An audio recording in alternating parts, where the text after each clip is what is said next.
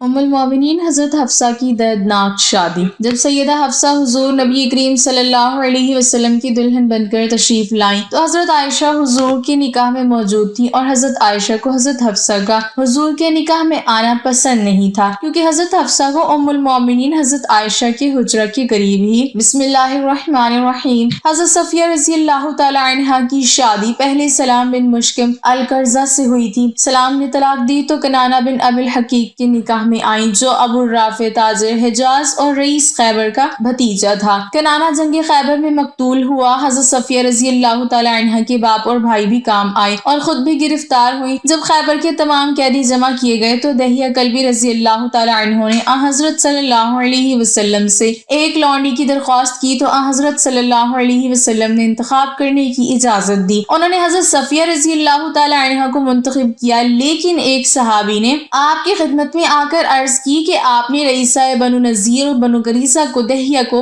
دے دیا، وہ تو صرف آپ کے لیے سزاوار ہے۔ مقصود یہ تھا کہ رئیسہ عرب کے ساتھ عام عورتوں کا سا برتاؤ مناسب نہیں۔ چنانچہ حضرت دہیہ رضی اللہ تعالی عنہ کو آپ نے دوسری لونڈی عنایت فرمائی اور صفیہ رضی اللہ تعالی عنہ کو آزاد کر کے نکاح کر لیا۔ خیبر سے روانہ ہوئے تو مقام صحبہ میں رسم عروسی ادا کی اور جو کچھ سامان لوگوں کے پاس تھا اس کو جمع کر کے دعوت ولیمہ فرمایا۔ وہاں سے روانہ ہوئے تو آپ نے ان کو خود اپنے اونٹ پر سوار کر لیا اور اپنا عبا سے ان پر پردہ کیا۔ یہ گویا اس بات کا اعلان تھا کہ وہ ازواج مطہرات میں داخل ہو گئیں۔ حضرت صفیہ رضی اللہ تعالی عنہ کی مشہور واقعات میں حج کا سفر ہے جو انہوں نے حضرت صلی اللہ علیہ وسلم کے ساتھ کیا تھا۔ حضرت عثمان رضی اللہ تعالی عنہ کے ایام محاصرہ میں جو سن 35 ہجری میں ہوا تھا، حضرت صفیہ رضی اللہ تعالی عنہ نے ان کی بے حد مدد کی تھی۔ جب حضرت عثمان غنی رضی اللہ تعالی عنہ پر ضروریات زندگی مسدود کر دی گئیں اور ان کے مکان پر پہرا بٹھا دیا گیا تو وہ خود خچر پر سوار ہو کر ان کے مکان کی طرف چلی۔ غلام ساتھ تھا، اشتر کی نظر پڑی تو انہوں نے آ کر خچر کو مارنا شروع کیا۔ حضرت صفیہ رضی اللہ تعالی عنہ نے کہا، مجھ کو ذلیل ہونے کی ضرورت نہیں، میں واپس جاتی ہوں، تم خچر کو چھوڑ دو۔ گھر واپس آئیں تو حضرت حسن رضی اللہ تعالی عنہ کو اس خدمات پر معمور کیا۔ وہ ان کے مکان سے حضرت عثمان غنی رضی اللہ تعالی عنہ کے پاس کھانا اور پانی لے جاتے تھے۔ جب آپ صلی اللہ علیہ وسلم ہجرت فرما کر مدینہ منورہ تشریف لے آئے، اسلام کی دعوت دی، لوگوں نے اسلام کو قبول کیا۔ مدینہ میں پہلے سے موجود مذہبی اثر رسوخ کے مالک یہود کے مذہبی وقار میں خاطر خواہ کمی آنے لگی۔ بت پرستی مشرکوں میں تسلسل کے ساتھ پھیلتی ہوئی یہودیت سکڑ گئی۔ دوسری طرف مکہ کے قریشی بدر میں ہلاک ہونے والے اپنے سرداروں کا انتقام لینے اور اسلام کو ختم کرنے کے لیے مدینہ کے یہودیوں کو اپنے ساتھ ملا رہے تھے۔ گویا مشرکین مکہ اور یہود مدینہ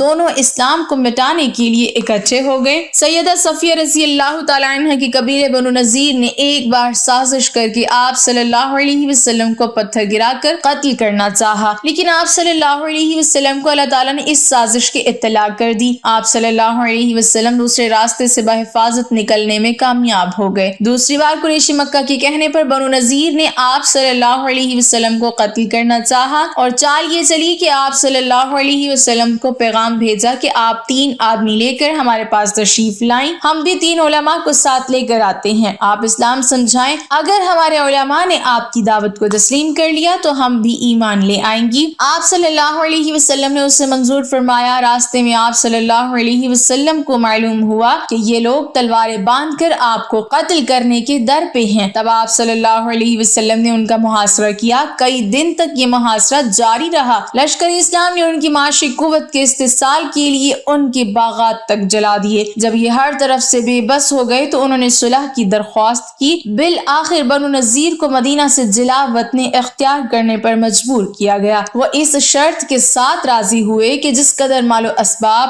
اونٹوں پر لے جانے دیں تو ہم مدینہ سے نکل جائیں گے۔ چنانچہ جلا وطنی پر مجبور ہونے والوں میں سیدہ صفیہ رضی اللہ تعالی عنہ کے والد حی بن اخطب اور سلام بن ابی الحقیق، کنایہ بن الربیع کے علاوہ چند دیگر لوگ بھی بنو نذیر سے خیبر کی طرف چلے گئے۔ وہاں لوگوں نے ان کا اس قدر احترام کیا کہ خیبر کا سردار تسلیم کر لیا۔ خیبر پہنچ کر آپ رضی اللہ تعالی عنہ کے والد نے آپ کا نکاح کنانہ بن ابی الحقیق سے کر دیا۔ کنانہ خیبر کے سردار ابو الرافع کا بھتیجا تھا اور خود بھی خیبر کے قلعہ کموس کا حاکم تھا۔ آپ رضی اللہ تعالی عنہ کے والد حی بن اخطب جب خیبر آئے تو یہاں اسلام کے خلاف فیصلہ کن مارکا لڑنے کی تیاریاں شروع کی، آس پاس کے قبائل کو اس کے لیے تیار کیا، یہاں تک کہ ایک بڑا لشکر جنگ کے لیے تیار کر لیا۔ یہود نے قبیلہ غطفان کو بھی لالچ دے کر اپنے ساتھ ملا لیا۔ عینہ بن حس فزاری نے چند افراد کے ساتھ مل کر یہ شرارت کی کہ مقام ذی کرد چراگاہ کا نام ہے، جہاں آپ صلی اللہ علیہ وسلم کی اونٹنیاں چر رہی تھی، ان پر حملہ کر دیا۔ اونٹنیوں کی حفاظت پر مامور حضرت ابو ذر کے بیٹے کو قتل کر دیا گیا، ان کی بیوی کو گرفتار کر لیا اور 20 اونٹنیاں ساتھ بگا کر لے گئے۔ حضرت سلمہ بن الاکوع رضی اللہ تعالیٰ عنہ کو اس حملے کا علم ہوا تو انہوں نے تیز رفتاری سے پیدل دوڑ کر حملہ آوروں کو جا لیا۔ ابھی وہ ایک جگہ پر اونٹنیوں کو پانی پلا رہے تھے، حضرت سلمہ رضی اللہ تعالیٰ عنہ نے ان پر اتنی پھرتی سے تیر برسائے کہ تمام حملہ آور زخمی ہو کر فرار ہو گئے۔ حضرت سلمہ رضی اللہ تعالیٰ عنہ تمام اونٹنیاں واپس چھڑا لائے۔ اس کے 3 دن بعد غزوہ خیبر ہوا۔ مدینہ کے شمال مغرب میں خیبر نامی ایک شہر آباد تھا، یہ نہایت زرخیز مقام تھا، یہاں پر یہودیوں نے چند قلعے بنا رکھے تھے۔ یہود دیگر قبائل کو اپنے ساتھ ملا کر مدینہ پر قبضہ کرنا چاہتے تھے، انہوں نے اس مقصد کے لیے ایک عرصے سے جنگی اسلحہ جمع کر رکھا تھا۔ قبیلہ بنو غطفان اور قبیلہ بنو اسد کو نصف کھجوروں کے باغات کا لالچ دے کر اپنے ساتھ ملا چکے تھے۔ آپ صلی اللہ علیہ وسلم کو ان کی تیاریوں اور اسلحہ جمع کرنے کا علم ہوا تو آپ صلی اللہ علیہ وسلم نے حضرت صبا بن عرفتہ غفاری رضی اللہ تعالیٰ عنہ کو حاکم مدینہ مقرر فرمایا اور خود 1400 افراد پر مشتمل صحابہ اکرام کے قافلے کے ہمراہ خیبر کی طرف روانہ ہوئے۔ ادھر رئیس المنافقین عبداللہ بن ابی نے کسی طریقے سے یہودیوں کو خفیہ طور پر مسلمانوں کی روانگی کی اطلاع دے دی۔ پہلے تو یہود نے کھلے میدان میں لڑنے کا فیصلہ کیا اور ایک میدان میں نکل آئے۔ ان کا خیال یہ تھا کہ مسلمانوں کو خیبر پہنچنے میں کچھ دن لگ جائیں گے۔ چند دن بعد آپ صلی اللہ علیہ وسلم نے مقام رضی میں فوجیں اتاری، خیمے، مستورات اور باربرداری کا سامان یہاں اتار دیا گیا، جبکہ اصل لشکر نے خیبر کا رخ کیا۔ مقام صحبہ پہنچ کر نماز عصر ادا کی گئی اور اس کے بعد آپ صلی اللہ علیہ وسلم نے باقی صحابہ اکرام رضی اللہ عنہم کے ساتھ ستو نوش کیے۔ رات ہوتے ہوتے لشکر خیبر کے قریب پہنچ گیا تھا اور عمارتیں نظر آنے لگیں۔ آپ صلی اللہ علیہ وسلم نے رکنے کا حکم دیا اور یہاں رک کر دعا فرمائی۔ دوسرے دن خیبر پہنچے۔ یہود ایسی بزدل قوم تھی، جب انہوں نے اہل اسلام کی جنگی تیاریاں دیکھی تو کھلے میدان کے بجائے قلعہ بند ہو کر لڑنے لگے۔ خیبر کی آبادی 2 حصوں میں بٹی ہوئی تھی، ایک حصے میں 5 قلعے تھے، ان میں سے مشہور 3 قلعوں پر مشتمل علاقہ نطاق کہلاتا تھا اور بقیہ 2 قلعوں پر مشتمل علاقہ شک کے نام سے مشہور تھا۔ خیبر کی آبادی کا دوسرا حصہ قتیبہ کہلاتا تھا، اس میں صرف 3 قلعے تھے۔ قلعہ کموس یہ بنو نذیر کے خاندان ابو الحقیق کا قلعہ تھا۔ یہودیوں نے اپنی خواتین اور بچے قلعہ کموس اور نزات میں، جبکہ دیگر سامان و اسلحہ وغیرہ قلعہ نام میں محفوظ کر لیا اور ہر قلعے پر تیر انداز تعینات کر دیے۔ مسلمانوں نے 5 قلعوں کو ایک ایک کر کے فتح کیا، جس میں 50 مجاہدین زخمی اور 1 شہید ہوئے۔ قلعہ کموس سب سے بنیادی اور بڑا قلعہ تھا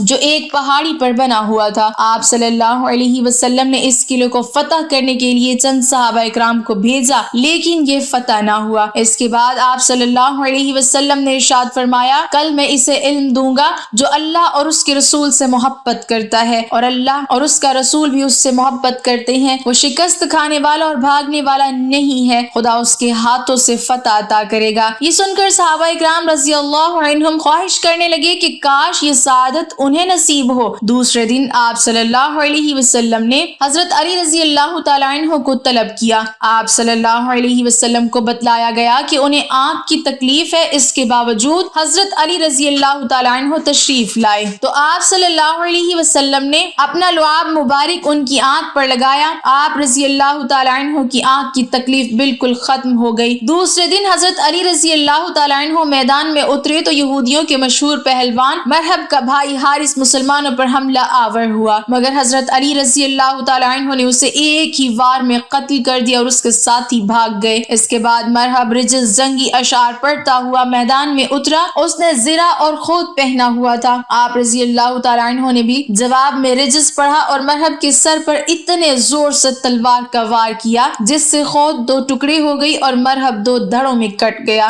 زرہ لوہے کا بنا ہوا جنگی لباس جس کے ذریعے تیر و تلوار وغیرہ کے حملوں سے جسم کو بچایا جاتا ہے۔ خود خیق کو زبر کے ساتھ پڑھنا ہے، لوہے کی بنی ہوئی جنگی ٹوپی۔ اس کی ہلاکت کے بعد باقی یہودی خوف खौफ ज़दा होकर किला में जा घुसे। हजरत अली रजी अल्लाह तआला अन्हु ने किला का दरवाजे को दोनों हाथों से पूरा जोर से उखाड़ लिया। इसके बाद आपने उस दरवाजे को किला कमूस के आगे वाले गढ़े पर रखा ताकि इस्लामी फौज घोड़ों समेत किला में दाखिल हो सके। इस्लामी फौज दाखिल हुई, यहूदी सहम गए, उन्होंने अपने हथियार डाल दिए और किला कमूस भी फतह हो गया। इस पूरे गज़वे में 93 यहूदी हलाक हुए जबकि 15 मुसलमान शहादत के आला मकाम पर फाइज हुए। हजरत सफिया रजी अल्लाह तआला अन्हा, उनका असली नाम ज़ैनब था। रसूल अल्लाह सल्लल्लाहु अलैहि वसल्लम ने उनका नाम सफिया रख दिया। ये यहूदियों के कबीला बनु नज़ीर के सरदार आजम हई बिन अख्तब की बेटी हैं और इनकी माँ का नाम ज़रा बिन्ते समूएल है। ये खानदान बनी इसराइल में से हजरत मूसा अलैहिस्सलाम के भाई हजरत हारून अलैहिस्सलाम की औलाद में से हैं। उनका शौहर कनाना बिन अबिल हकीक भी बनु नज़ीर का रईस आज़म था जो जंग खैबर में कत्ल हो गया। मुहर्रम 8 हिजरी में जब खैबर को मुसलमानों ने फतह कर लिया और तमाम असीरान जंग गिरफ्तार करके इकट्ठा जमा किए गए तो उस वक्त हजरत दहिया बिन खलीफा कल्बी रजी अल्लाह तआला अन्हु बारगाह रिसालत में हाजिर हुए और एक लौंडी तलब की। आप सल्लल्लाहु अलैहि वसल्लम ने इरशाद फरमाया कि तुम अपनी पसंद से इन कैदियों में से कोई लौंडी ले लो। उन्होंने हजरत सफिया रजी अल्लाह तआला अन्हा को ले लिया, मगर एक सहाबी ने अर्ज किया कि या रसूल अल्लाह सल्लल्लाहु अलैहि वसल्लम, हजरत सफिया बनु करीजा और बनु नज़ीर की शहजादी हैं, उनके खानदानी एजाज का तकाजा है कि आप उनको अपनी अज़वाज मुताहरात में शामिल फरमा लें। चुनाचे आप सल्लल्लाहु अलैहि वसल्लम ने उनको हजरत दहिया कल्बी रजी अल्लाह तआला अन्हु से ले लिया और उनके बदले में उन्हें एक दूसरी लौंडी अता फरमा दी। फिर हजरत सफिया रजी अल्लाह तआला अन्हा को आजाद फरमा कर उनसे निकाह फरमा लिया और जंग खैबर से वापसी में 3 दिनों तक मंजिल सहबा में उनको अपने खैमे के अंदर अपनी कुर्बत से सरफराज फरमाया और दावत वलीमा में खजूर, घी, पनीर का मलीदा सहाबा इकराम रजी अल्लाह अन्हुम को खिलाया, जिसका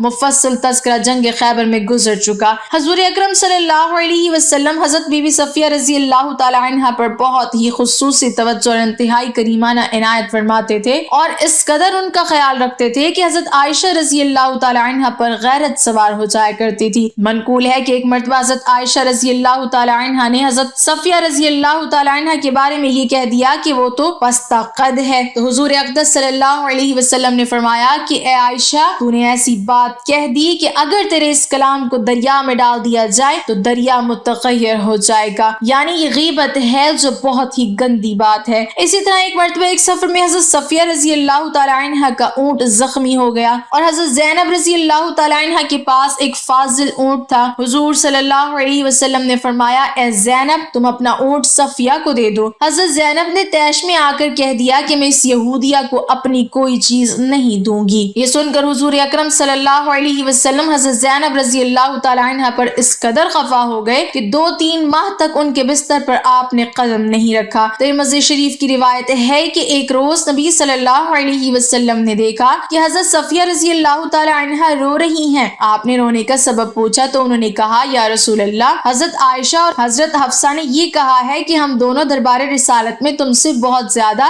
इज्जतदार हैं क्योंकि हमारा खानदान हुजूर सल्लल्लाहु अलैहि वसल्लम से मिलता है। ये सुनकर हुजूर सल्लल्लाहु अलैहि वसल्लम ने फरमाया कि ऐ सफिया, तुमने इन दोनों से ये क्यों ना कह दिया कि तुम दोनों मुझसे बेहतर क्यों कर हो सकती हो। हजरत हारून अलैहिस्सलाम मेरे बाप हैं और हजरत मूसा अलैहिस्सलाम मेरे चचा हैं और हजरत मोहम्मद सल्लल्लाहु अलैहि वसल्लम मेरे शौहर हैं। उन्होंने 10 हदीसें भी हुजूर सल्लल्लाहु अलैहि वसल्लम से रिवायत की हैं, जिनमें से एक हदीस बुखारी और मुस्लिम दोनों किताबों में है और बाकी 9 हदीसें दूसरी किताबों में दर्ज हैं। उनकी वफात के साल में इख्तिलाफ है। वक्तदी का कौल है कि 50 हिजरी में उनकी वफात हुई और इब्ने साद ने लिखा है कि 52 हिजरी में उनका इंतकाल हुआ। बवक्त रहलत उनकी उम्र 60 बरस की थी। ये भी मदीना के मशहूर कब्रिस्तान जन्नतुल बकी में सुपुर्द खाक की गई। शहनशाह मदीना सल्लल्लाहु अलैहि वसल्लम की वो 11 अज़वाज मुताहरात रज़ियल्लाहु अन्हुन हैं जिन पर तमाम मुअर्रिखीन का इत्तफाक है। उनमें से हज़रत खदीजा रज़ियल्लाहु तआला अन्हा का तो हिजरत से पहले ही इंतकाल हो चुका था और हज़रत ज़ैनब बिन्त खुज़ैमा रज़ियल्लाहु तआला अन्हा जिनका लक़ब उम्मुल मसाकीन है, हम पहले भी तहरीर कर चुके हैं कि निकाह के 2-3 माह बाद हुजूर अलैहिस्सलातु वस्सलाम के सामने ही ये वफात पा गई थी। हुजूर अलैहिस्सलातु वस्सलाम की रहलत के वक्त आपकी 9 बीवियां मौजूद थी, जिनमें से 8 की आप बारियां मुकम्मल फरमाते रहे क्योंकि हज़रत सौदा रज़ियल्लाहु तआला अन्हा ने अपनी बारी का दिन हज़रत आयशा रज़ियल्लाहु तआला अन्हा को हिबा कर दिया था। इन 2 मुक़द्दस अज़वाज में से हुजूर अलैहिस्सलातु वस्सलाम की रहलत के बाद सबसे पहले हज़रत ज़ैनब बिन्त जहश रज़ियल्लाहु तआला अन्हा ने वफात पाई और सबके بعد آخر میں